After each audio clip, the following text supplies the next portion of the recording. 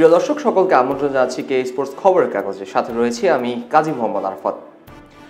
46, 21, 27, 73, 59 এবার বিপিএলে খুজদিল শাহর ব্যাটিংয়ের পারফরমেন্স। রানের সাথে আরও কিছু কথা অ্যাড করতে হয়, তা হচ্ছে এই বিপিএলে সর্বোচ্চ 6 মার এসছে খুজদিলদার ব্যাটিং থেকে, তার হলো 23টি ছক্কা। এছাড়াও সর্বোচ্চ ব্যাটিং গড় হিসাবে তার ব্যাটিং গড় হচ্ছে 197.12। বিস্তারিত রিপোর্টে। বিপিএল 2025-এর খুজদিল শাহর অসাধারণ পারফরমেন্স সবাইকে যেন খুশি করে দিয়েছেন। তার ব্যাটিং দক্ষতার পাশাপাশি বোলিংয়েও তিনি দলের জন্য গুরুত্বপূর্ণ ভূমিকা পালন করছেন। খুজদিল শাহ এখন পর্যন্ত 46, 21, 27, 48, 73, 59 রানের ইনিংস খেলেছেন, যা তার উজ্জ্বল ব্যাটিংয়ের প্রমাণ দেখায়। এবারের বিপিএলে তার ব্যাট থেকে এসেছে 23টি ছক্কা, যা সর্বোচ্চ। এছাড়া 100 বল খেলা ব্যাটসম্যানদের মধ্যে তার স্ট্রাইক রেট 197.12, যা এই বিপিএল এর সর্বোচ্চ। 274 রানে তিনি টুর্নামেন্টের তৃতীয় সর্বোচ্চ রান সংগ্রাহক। খুজদিল শুধু ব্যাটিংয়ে নয়, বোলিংয়েও দক্ষতা দেখাচ্ছেন। 8 ম্যাচে 11 উইকেট নিয়ে তিনি বোলিং তালিকায় চতুর্থ সর্বোচ্চ উইকেট শিকারী। গতকাল চিটাগাং কিংসের বিপক্ষে খুজদিল শাহ উইকেটে এসেছিলেন 11তম ওভারে। তখন রংপুর 3 উইকেট হারিয়ে কোনো মতো রান তুলছিল। খুজদিল শাহ প্রথমে রয়ে শোয়ে খেললেও পরবর্তীতে মারুফ মির্জার এক ওভারে টানা 3টি ছক্কা মেরে ঝড় শুরু করেন এবং 26তম বলে 50 পূরণ করেন। তিনি 7 ছক্কা ও 2 চারের মাধ্যমে 59 রান করেন। তার ইনিংসের মাধ্যমে রংপুর 164 রানের সংগ্রহ করতে সক্ষম হয়। এরপর চিটাগাং কিংসের রান করার তারায় আবার খুজদিল শাহ নেতৃত্ব দেন। বাহাতি স্পিনার নাইম ইসলামকে এলবিডব্লিউ করে 53 রানের গুরুত্বপূর্ণ জুটি ভাঙেন এবং চিটাগাং কিংস ভেঙে দেওয়ার পিছনেও তার ভূমিকা অমূল্য ছিল। 2022-23 ও 23-24 মৌসুমে কুমিল্লার হয়ে 304 রান করেন এবং 12টি উইকেট নিয়েছিলেন। তবে এবার পারফরমেন্স তার আগের যে কোনো মৌসুমের তুলনায় অনেক বেশি উন্নত। খুজদিল শাহর এরকম পারফরমেন্সের পর তিনি এখন পর্যন্ত টুর্নামেন্টের সেরার পুরস্কারের বড় দাবিদার। তবে এখন পর্যন্ত টুর্নামেন্টের অনেকটা পথই বাকি এবং প্রতিদ্বন্দ্বী খেলোয়াড়দের ভালো কিছু করারও সুযোগ রয়েছে। এছাড়া রংপুর রাইডার্সের এই মুহূর্তে যে সকল বিদেশি ক্রিকেটার আছেন তা পুরো মৌসুম জুড়ে থাকবেন বলে জানিয়েছেন রংপুরের পরিচালক শাহরিয়ার তানিম। কেউ বলতো জর্জিয়ান মেসি, কেউ বলতো কাভারেন্সিয়া, তবে খিচা কাভারেস্কার সবচেয়ে বেশি আলোচিত নাম ছিল কাভারাডোনা নামে।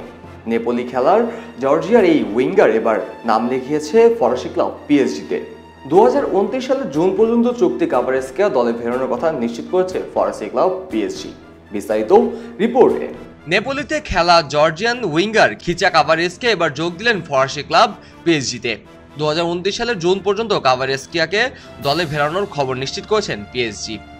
ইএসপিএনের তথ্য মতে কাভারেস্কিয়ার জন্য পিএসজি নেপোলিকে 6 কোটি ইউরো দলবদল ফি হিসেবে দিচ্ছে, সাথে আরও 1 কোটি অ্যাডন হিসেবে যুক্ত হবে। 23 বছর বয়সী এই উইঙ্গার 2027 সাল পর্যন্ত নেপোলিতে চুক্তিবদ্ধ ছিলেন, তবে শীতকালীন দলবদলে তিনি পিএসজিতে যোগ দিলেন। জানুয়ারিতে শীতকালীন দলবদলে পিএসজির করার প্রথম চুক্তির কাভারেস্কিয়ার। গত মৌসুম থেকেই পিএসজির এই জর্জিয়ান তারকার জন্য চেষ্টা ছিল, বিশেষত যখন কিলিয়ান এমবাপ্পের রিয়াল মাদ্রিদ যাওয়ার খবর নিশ্চিত হয়েছিল। তবে নেপোলি তাকে ছাড়তে চায়নি। গত সপ্তাহে কোচ অ্যান্তনি কান্তে জানান যে কাভারেস্কিয়া তাকে ছাড়তে অনুরোধ করেছেন। পিএসজি আনুষ্ঠানিকভাবে নাম লেখানোর পর কাভারেস্কিয়া বলেন, এখানে আমার স্বপ্ন ছিল। প্যারিসের পিএসজি সম্পর্কে আমি অনেক ইতিবাচক কথা শুনেছি। এখানে যোগ দিতে পেরে আমি গর্ববোধ করছি। 2022 সালে নেপোলি যোগ দেওয়ার পর কাভারেস্কিয়া সিরিয়া শিরোপা জিততে সহায়তা করেন, যা 33 বছর পর নেপোলির প্রথম শিরোপা। ক্লাবটি এর আগে সিরিয়া জিততে আর্জেন্টাইন কিংবদন্তি দিয়াগো ম্যারাডোনার সাথে 2024-25 মৌসুমে নেপোলির হয়ে 19 ম্যাচে 5 গোল ও 3 অ্যাসিস্ট করেছিলেন কাভারেস্কিয়া। পিএসজির হয়ে তার অভিষেক হতে পারে আজ লিগ আয়ারলার্সের বিপক্ষে। পিএসজির প্রেসিডেন্ট নাসের আল খেলাইফি বলেন, খিচা শুধু বর্তমান ফুটবলের বিশ্বের অন্যতম রোমাঞ্চকর ফুটবলই নয়, দলের জন্য এক লড়াকু এবং সাহসী মেজাজেরও খেলোয়াড়। ফরাসি লিগে 17 ম্যাচে 43 পয়েন্ট নিয়ে শীর্ষ অবস্থান করছে। দ্বিতীয় স্থানে থাকা মার্সে 7 পয়েন্টে রয়েছে। তবে ইউএফএ চ্যাম্পিয়ন্স লিগে পিএসজির অবস্থান কিছুটা উদ্বিগ্ন। 6 রাউন্ড শেষে তারা 36 দলের মধ্যে 25 নম্বরে অবস্থান করছেন এবং শেষ 16 জন্য প্লে অফ খেলতেও 24-এর মধ্যেই থাকবেন তারা। পরবর্তীতে চ্যাম্পিয়ন্স লিগের ম্যাচে পিএসজি আগামী বুধবার ম্যানচেস্টার সিটির বিপক্ষে খেলবেন। অস্ট্রেলিয়ার বর্ডার গাভাস্কর ট্রফি হেরে আসার পর ভারতীয় ক্রিকেটার এখন চাপের মধ্যে রয়েছে, যার একাংশ ক্রিকেট বোর্ডের বিসিসিআই খেলোয়াড়দের জন্য একটি অবশ্য পালনীয় 10টি নির্দেশনা দিয়েছে, যার মধ্যে অন্যতম বিদেশি সফরে স্ত্রী সন্তানদের সাথে বেশি সঙ্গ না থাকতে।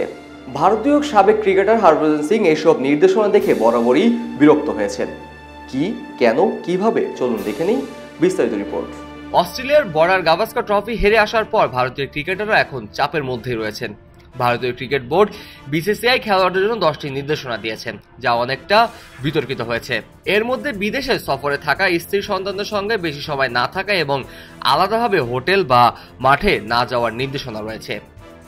ভারতীয় সাবেক ক্রিকেটার হরভজন সিং এই নির্দেশনাগুলো দেখে খুবই বিরক্ত। তার মতে অস্ট্রেলিয়ায় ভারতের হারের কারণ খেলোয়াড়দের সঙ্গে স্ত্রী বা সঙ্গী থাকা নয়। হরভজন আরও বলেন, অন্য কোনো নিয়মের মধ্যে নতুনত্ব দেখেননি তিনি। এমনকি প্রধান কোচের পূর্ব অনুমতি নেওয়ার নিয়মও তার কাছে সঠিক মনে হচ্ছে না। হরভজন পিটিআইকে বলেন, আমি এখন মিডিয়ার মাধ্যমে ভ্রমণের নীতি সম্পর্কে পড়লাম, নতুন কিছু দেখলাম না। আমি যখন শেষবার চুক্তিবদ্ধ খেলোয়াড় ছিলাম তখন এই নিয়মগুলোই ছিল। 10টি পয়েন্টের মধ্যে 9টিই পুরনো। এর মধ্যে পরিবার ভ্রমণ, একই হোটেলে থাকা, অনুশীলনের বাধ্যবাধকতা সেটি সবার আগের মতোই। ভারতের হয়ে 1998 সাল থেকে 2016 সাল পর্যন্ত 3 সংস্করণে 367 ম্যাচ খেলেন হরভজন সিং। তিনি আরো বলেন, যখন খেলেছি তখন এই নিয়মগুলো কার্যকর ছিল। প্রশ্ন হচ্ছে, তাহলে এই নিয়মগুলো পাল্টালো কে, কখন পাল্টালো, এটি অনুসন্ধান করা দরকার। বিসিসিআই এর নতুন নিয়ম অনুযায়ী 45 দিনের বেশি সফরের খেলোয়াড়রা সর্বোচ্চ 14 দিন তাদের স্ত্রী বা সঙ্গীদের সঙ্গে রাখতে পারবেন। তবে হরভজন এই নিয়ম নিয়ে সমালোচনা করেছেন। তিনি বলেন, এগুলো মূল প্রসঙ্গ থেকে মনোযোগ সরানোর জন্য। স্ত্রীর সঙ্গীরা 2 মাস সঙ্গে ছিল দেখে আমরা হেরেছি, ব্যাপারটা এমন নয়। খারাপ খেলেছি বলেই হেরেছি। নিউজিল্যান্ডের বিপক্ষে 3-0 ব্যবধানে হারার পরও আমরা ভালো ব্যাটিং করতে পারিনি। বিসিসিআই এর আরেকটি নির্দেশনা হচ্ছে, যদি ম্যাচ বা সিরিজের আগে ভাগে শেষ হয়ে যায় তবে খেলোয়াড় টিম হোটেল ছাড়তে পারবেন না। এই বিষয়ে হরভজন বলেন, আমাদের সময়টা যদি কোনো ম্যাচ 3 দিনের মধ্যে শেষ হয়ে যেত বা পরবর্তী ম্যাচের মধ্যে বিরতি থাকতো, সচিন, সৌরভ, কুম্বলে কেউই মুম্বাই, কলকাতা বা বেঙ্গালুরু চলে যেত না। সবাই দলের সঙ্গেই থাকতেন। এছাড়া বিশেষ পরিস্থিতি নির্দেশনা পালন করতে অপরাজ্ঞ খেলোয়াড়দের পূর্ব অনুমতি নিতে হতো। হরভজন সমালোচনা করেছে, আমাদের সময় বিসিসিআই কে লিখলে কোনো অনুমতি দরকার ছিল না। কোনো প্রধান কোচের অনুমতি নিতে হবে, তার কাজ মাঠে টেকনিক্যাল দিক দেখা, প্রশাসনিক ব্যাপার বিসিসিআই এর উপর ছেড়ে দেওয়া উচিত। এই মুহূর্তে চলছে ভারতীয় ক্রিকেটের আলোচনার সবচেয়ে কেন্দ্রতম বিন্দু হচ্ছে চ্যাম্পিয়ন্স ট্রফির দল। তবে এরই মধ্যে আলোচনার রিঙ্কু সিং এর বিয়ে। না, বিয়ে করে ফেলেনি তিনি, তবে 27 বছর বয়সে এই ব্যাটসম্যান বিয়ে করতে চলেছেন। আলোচনার কারণ হচ্ছে বিয়ের সেই পাত্রী। কে সেই পাত্রী, চলুন দেখে নেই বিস্তারিত। বর্তমানে ভারতীয় ক্রিকেটের আলোচনার কেন্দ্রবিন্দুতে রয়েছে চ্যাম্পিয়ন্স ট্রফির দল। তবে এরই মধ্যে অন্য একটি বিষয় নিয়েও গুঞ্জন চলছে, এবং তা হলো ভারতীয় ক্রিকেটার রিঙ্কু সিং এর বিয়ে। না, রিঙ্কু সিং এখনো বিয়ে করেনি, তবে 27 বছর বয়সী এই ব্যাটসম্যান বিয়ে করতে যাচ্ছেন।